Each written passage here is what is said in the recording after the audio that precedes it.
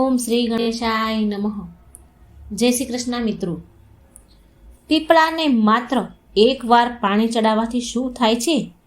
ભગવાન વિષ્ણુ એ નારદજીને આનું મહત્વ બતાવ્યું, સત્ય બતાવ્યું. મિત્રો, આપણે બધા જ જાણીએ છીએ કે પીપળાના ઝાડની અંદર ભગવાન વિષ્ણુનો વાસ છે, પણ પીપળાના ઝાડમાં પાણી ચડાવવાથી શું થાય છે, એનું મહત્વ કેટલું છે, તો મિત્રો એ આપણને આ એક કથાના માધ્યમથી સાંભળવા મળશે. ભગવાન વિષ્ણુ નારદજીને કહે છે સરસ મજાની એક કથા. તો આ કથા સાંભળવાનું પણ બહુ પુણ્ય છે, માટે પૂરી ધ્યાનથી સાંભળજો, બીજાને સંભળાવજો, વિડીયો લાઈક કરજો, શેર જરૂર કરજો. તો આજે આપણે જાણીશું કે પીપળાના ઝાડને માત્ર એકવાર પાણી ચડાવવાથી શું ફળ મળે છે. તો આજની આ અત્યંત પવિત્ર કથાના માધ્યમથી બતાવીશ કે પીપળાને જળ ચડાવવું એ કેટલું મહત્વપૂર્ણ છે. મિત્રો, દેવર્ષિ નારદ હંમેશા મનુષ્યના જીવજંતુના કલ્યાણ માટે ભગવાનને પ્રશ્ન પૂછે છે અને જ્ઞાન મેળવતા રહે છે અને મનુષ્યને સાચા અને સારા માર્ગે લાવવાનો પ્રયાસ કરે છે. કલ્યાણનું કામ કરે છે દેવર્ષિ નારદ. તો એકવાર દેવર્ષિ નારદ નારાયણનો જાપ કરતા કરતા વૈકુંઠ લોકમાં પધારે છે. વૈકુંઠમાં ભગવાન વિષ્ણુ અત્યંત શોભનીય સુવર્ણ તથા હીરા મોતીથી જડિત સિંહાસન પર બેઠેલા હતા. વૈકુંઠના દ્વાર સંપૂર્ણ સુવર્ણથી બનેલા હોય છે. દેવર્ષિ નારદ વૈકુંઠના દ્વારને પાર કરતા કરતા જ્યાં ભગવાન બેઠા હતા ત્યાં આવી ગયા અને ભગવાન વિષ્ણુને પ્રણામ કર્યા. દેવર્ષિ નારદને જોઈને ભગવાન વિષ્ણુ કહે છે, હે દેવર્ષિ, આવું પધારો, વૈકુંઠમાં તમારું સ્વાગત છે. દેવર્ષિ નારદ ભગવાન વિષ્ણુને વારંવાર પ્રણામ કરી કહે છે, હે પ્રભુ, હે સૃષ્ટિના પાલનહાર, સંસારનું સંચાલન કરનાર જનાર્દન, સમસ્ત ભૂતો પ્રાણીઓમાં તમારો જ વાસ છે. ત્રણેય લોકમાં તમારી માયા પથરાયેલી છે. તમારા શ્રી ચરણોમાં કોટી કોટી નમન. ભગવાન વિષ્ણુ હસીને બોલ્યા, હે દેવર્ષિ, આજે તમે દુવિધામાં હો એવું મને કેમ લાગે છે? જરૂર તમારા મનમાં કોઈ ઉત્પન્ન થયા છે પ્રશ્ન. જરૂર આજે તમે કોઈ સમાચાર લઈને આવ્યા છો. દેવર્ષિ નારદ બોલ્યા, હે પ્રભુ, તમે તો સર્વજ્ઞાતા છો, ત્રણેય લોકમાં વાસ કરનાર છો, તમારાથી કંઈ છુપાયેલું નથી. પ્રભુ, હું વૈકુંઠમાં શું કામ આવ્યો છું એ પણ તમે ભલી ભાંતિ સારી રીતે જાણો છો અને એ પણ જાણો છો કે હું કયા કારણથી ચિંતામાં છું. ભગવાન વિષ્ણુ બોલ્યા, હે દેવર્ષિ, હું જાણું છું કે તમે ચિંતામાં કેમ છો અને તમારી આ અવસ્થા હું સમજું છું. આજે તમે જે શંકાને દૂર કરવા આવ્યા છો તે સમસ્ત માનવ જાતિના કલ્યાણ માટે છે, માટે તમે નિસંકોચ થઈને પૂછો. પછી દેવર્ષિ નારદ બોલ્યા કે હે પ્રભુ, મેં આજે અમુક મનુષ્યને પીપળાના વૃક્ષને તોડતા જોયા છે. તે વૃક્ષ બહુ પીડામાં હતા અને મનુષ્ય કંઈ વિચાર કર્યા વગર જ તે ઝાડને જોર જોરથી તોડી રહ્યા હતા. અને પીપળાના ઝાડમાં તમારો જ વાસ છે. તમે જ કહ્યું છે કે વૃક્ષમાં હું અસ્વસ્થ જ છું. તો એ પણ જાણવા માંગુ છું કે પીપળાના વૃક્ષને જળ દેવાથી મનુષ્યને કયું ફળ મળે છે? પીપળાને પાણી ક્યારે ચડાવવું જોઈએ? કયા દિવસે એની પૂજા કરવી જોઈએ? ભગવાન વિષ્ણુ બોલ્યા, હે નારદ, તમે અન્ય સત્ય કહ્યું છે. વૃક્ષોમાં હું પીપળો છું. પીપળાના વૃક્ષમાં મારો જ વાસ છે. પીપળાનું મહત્વ બતાવ્યા પહેલાં હું તમને એક પૌરાણિક કથા સંભળાવું છું. આ કથાના માધ્યમથી તમારું મન શાંત થઈ જશે અને તમારા ઉત્તર પણ તમને સારી રીતે મળી જશે. જે પણ મનુષ્ય આ કથાને એકવાર સાંભળી લે છે તો એના બધા જ પાપ નષ્ટ પામે છે. જે આ કથાને વારંવાર સાંભળે છે તો એના બધા જ દુઃખ દૂર થાય છે અને ધન ધાન્યની પ્રાપ્તિ થાય છે. પીપળાના વૃક્ષની આ કથાનો જે પ્રચાર કરે છે તેને વિષ્ણુ લોકની પ્રાપ્તિ થાય છે. નારદજી બોલ્યા, હે પ્રભુ, હવે મને આ કથા સાંભળવાની બહુ ઈચ્છા છે. મને જલ્દી કથા સંભળાવો. હું આ કથાને ધ્યાનથી સાંભળીશ અને આ કથાનો ત્રણેય લોકમાં પ્રચાર કરીશ. ભગવાન વિષ્ણુ બોલ્યા, હે દેવર્ષિ નારદ, પ્રાચીન કાળમાં એક નગર હતું. તે નગરનું નામ હતું નંદીગ્રામ. તે નગરમાં પુષ્કર નામનો એક શ્રેષ્ઠ બ્રાહ્મણ રહેતો હતો. તે સદાય ધર્મના અનુષ્ઠાનમાં જ રહેતો હતો. તે બધા જ પશુ પક્ષીઓની સેવા કરવા વાળો માણસ હતો. તેના આશ્રમમાં એક પ્રાચીન પીપળાનું ઝાડ હતું. તેની એ નિત્ય પૂજા કરતો હતો. રોજ એ પીપળાના વૃક્ષને પાણી ચડાવે.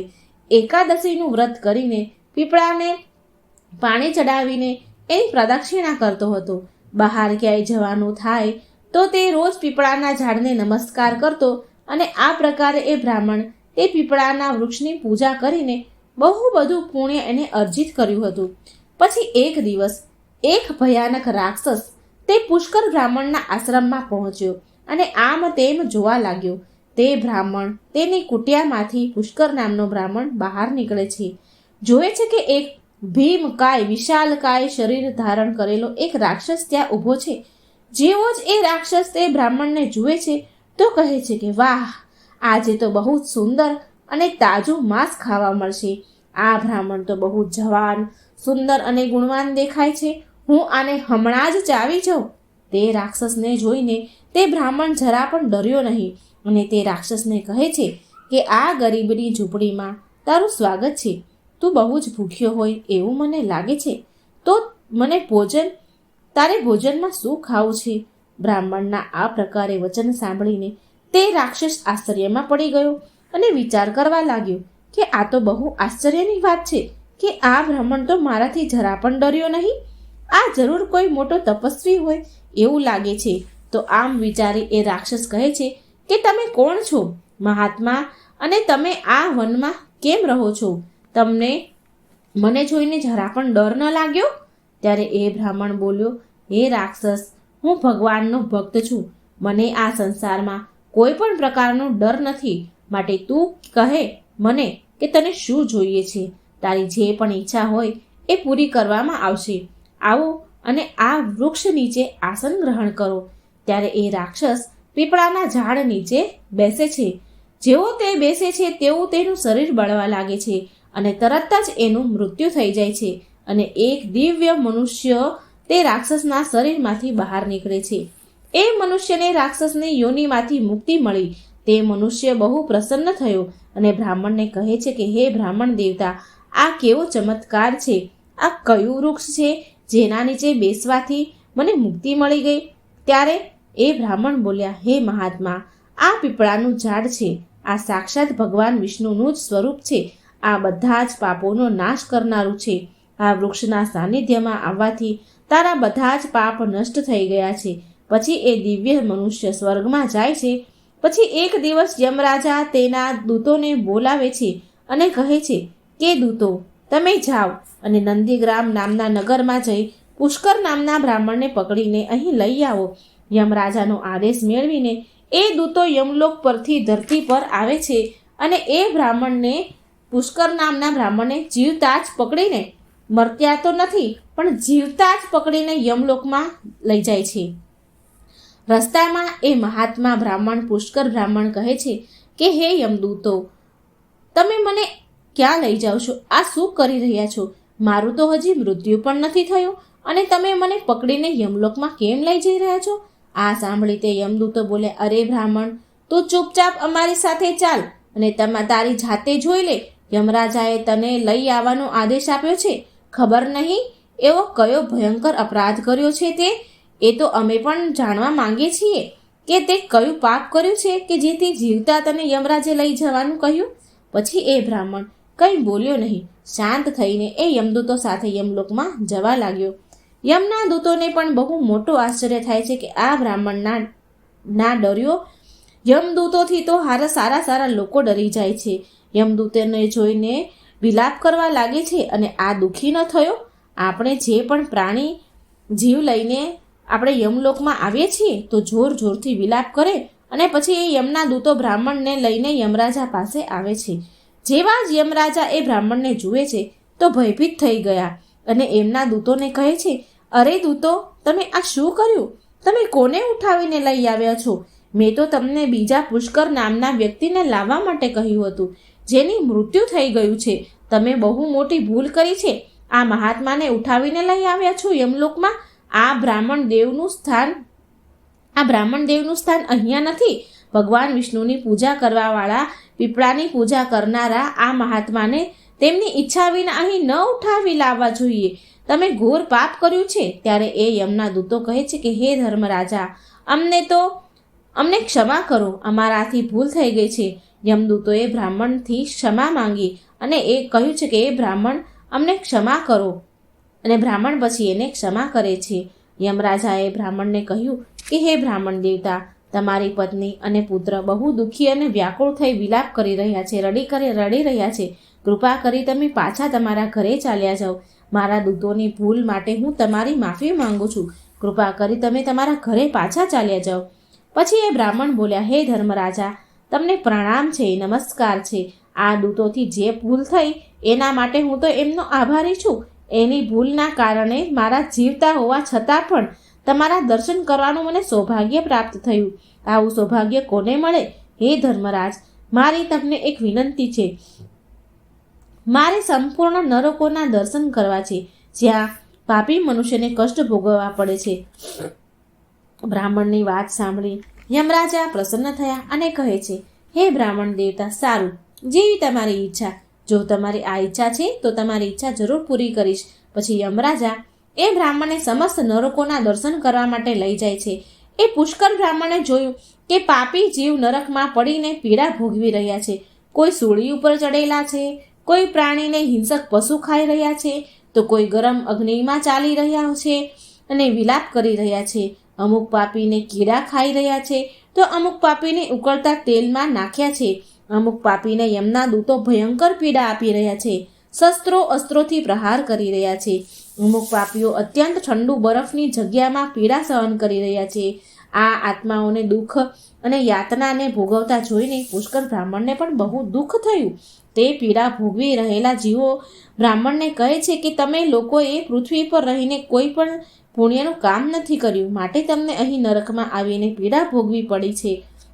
નરકમાં ભોગવી રહેલા એ જીવોએ બ્રાહ્મણને કહ્યું કે હે બ્રાહ્મણ દેવ, અમે પાપીઓએ પૃથ્વી પર કોઈ પણ પ્રકારનું પુણ્ય નથી કર્યું. આ કારણથી નરકમાં પડીને સજા ભોગવી રહ્યા છીએ અને બીજાના ઘરોમાં ચોરી કરી છે, નિષ્પાપ પશુની હત્યા કરી છે, પર સ્ત્રી પુરુષ સાથે સંબંધ બનાવ્યા છે, બીજા પર ખોટા આરોપ લગાવ્યા છે, અતિથિઓના અનાદાર કર્યા છે, વ્યાભિચાર કર્યા છે, અને આવા અનેક પાપોના કારણે અમે બધા નરકની અગ્નિમાં પીડા ભોગવી રહ્યા છીએ, યાતના ભોગવી રહ્યા છીએ, અને દાન ધર્મ કરનારા લોકોને લૂંટ્યા છે, અને ક્યારેય વ્રત અનુષ્ઠાન નથી કર્યા, અને અમારી સ્ત્રીઓનો ત્યાગ કર્યો છે. અમે અમારા મિત્રો સાથે દગો કર્યો છે તથા ખોટા સબૂત આપી અને અનેક નિષ્પાપને નિર્દોષ લોકોને ફસાવ્યા છે.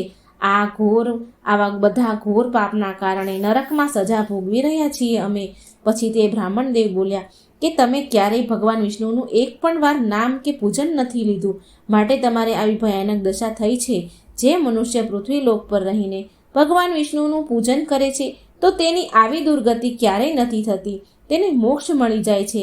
તમે લોકોએ ક્યારેય શ્રી હરિના ચરણોમાં માથું નથી ઝુકાવ્યું, માટે આના કારણે તમને નરકમાં સડવું પડે છે. તમે ક્યારેય પીપળાના વૃક્ષને જળ નથી ચડાવ્યું. પીપળાને જળ ચડાવવાથી જન્મ જન્મના પાપ નષ્ટ થઈ જાય છે.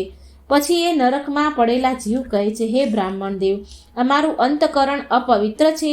અમે અમારા પાપોને ભોગવી રહ્યા છીએ. નરકની અગ્નિથી અમારું શરીર બળી રહ્યું હતું, પરંતુ જે હવા તમારા શરીરને સ્પર્શ કરીને અમારી તરફ આવી રહી છે એ હવા અમને આનંદ પ્રદાન કરી રહી છે.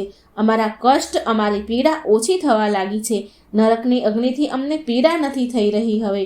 હે ધર્માત્મા, તમે થોડી વાર સુધી અહીં ઊભા રહો, જેનાથી અમને થોડી ક્ષણ માટે તો સુખ મળી શકે. અમે કેટલાય વર્ષોથી નિરંતર પીડા ભોગવી રહ્યા છીએ. અમારું અંગ અંગ બળી રહ્યું હતું. હે બ્રાહ્મણ દેવતા, તમારા દર્શન કરવા માત્રથી અમને સંતોષ થઈ રહ્યો છે. કૃપા કરી તમે અમારા જેવા પાપીઓ પર થોડી દયા કરો, થોડી વાર રહી જાઓ. પછી યમરાજા બોલ્યા, એ બ્રાહ્મણને કહે છે, હે ધર્માત્મા, તમે હવે નરક જોઈ લીધું છે. તમે હવે તમારા ઘરે ચાલ્યા જાઓ. તમારા પત્ની શોકમાં રડી રહી છે. તે બ્રાહ્મણ બોલ્યા, હે ધર્મરાજા, આ પ્રાણી જીવોને દુઃખમાં જોઈને હું કેવી રીતે ચાલ્યો જાઉં? આ લોકોની દર્દ દુઃખભરી અવાજ મારા કાનમાં, દુઃખભર્યા પોકાર મારા કાનમાં પડે છે તો મને બહુ દુઃખ થઈ રહ્યું છે. તમારા યમદૂતો દ્વારા માર ખાઈને અગ્નિની જ્વાળામાં તપતા આ નરકના જીવોને આ દયનીય પોકાર સાંભળો. આ જીવોને મુખેથી નીકળતો પોકાર મને સંભળાઈ રહ્યો છે. મને કોઈ મને બચાવો, કોઈ મારી રક્ષા કરો, આવો પોકાર મને સંભળાય છે. હું સમસ્ત ભૂતોમાં બિરાજમાન ભગવાન વિષ્ણુની આરાધના કરું છું. જો હું આ દુઃખી પ્રાણીઓને આવી રીતે છોડીને ચાલ્યો જઈશ તો મારું જીવન વ્યર્થ થઈ જશે. આ સાંભળી યમરાજા બોલ્યા, હે બ્રાહ્મણ દેવ, આ પાપીઓની ચિંતા તમારે ન કરવી જોઈએ. આ બધા જ તેના કર્મનું ફળ ભોગવી રહ્યા છે. ઈશ્વરે જ આ પાપી લોકો માટે આ દંડની વ્યવસ્થા કરી છે, જેથી એની આત્માની શુદ્ધિ થાય. તમે આ પાપીઓ માટે કંઈ પણ ન કરી શકો. આ લોકોને નરકની સજા ભોગવવી જ પડશે. આ સાંભળ્યા છતાં પણ તે બ્રાહ્મણ દેવતા માન્યા નહીં અને એણે નરકના જીવોને મુક્તિ દેવા માટે ભગવાન વિષ્ણુને પ્રાર્થના કરવાની શરૂ કરી.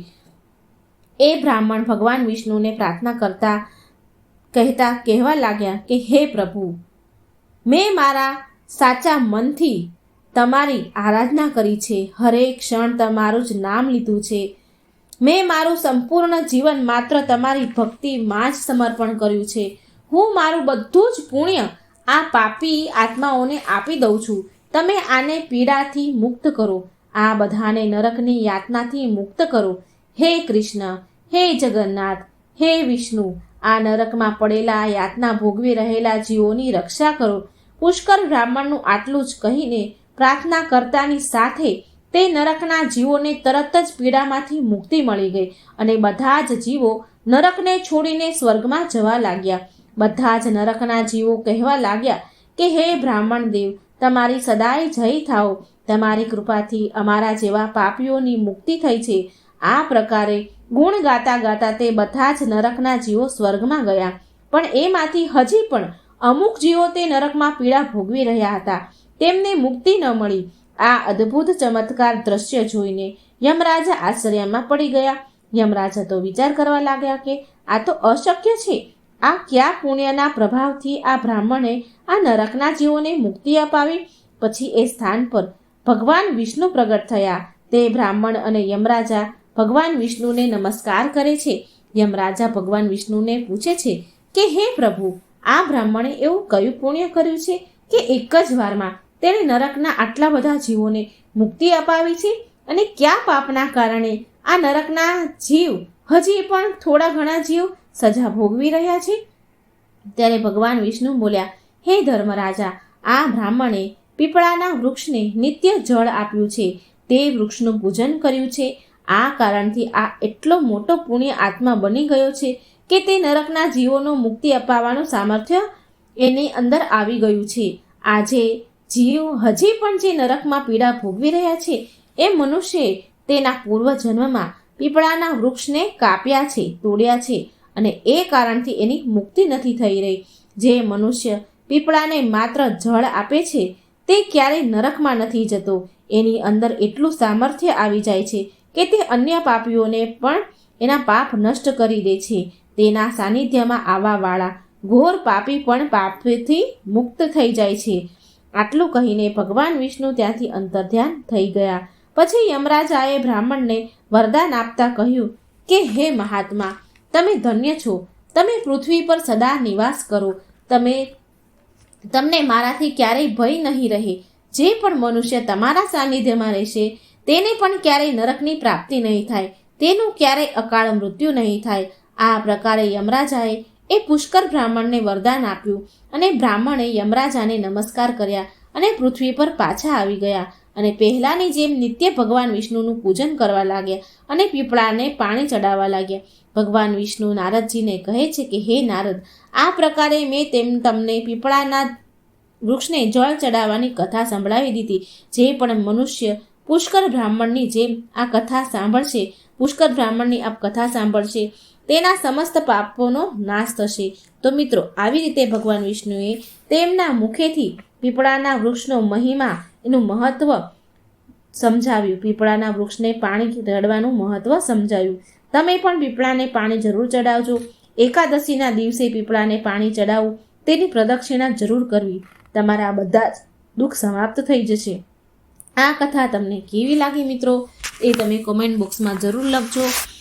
કોમેન્ટ બોક્સમાં ભગવાનનું નામ જરૂર લખજો.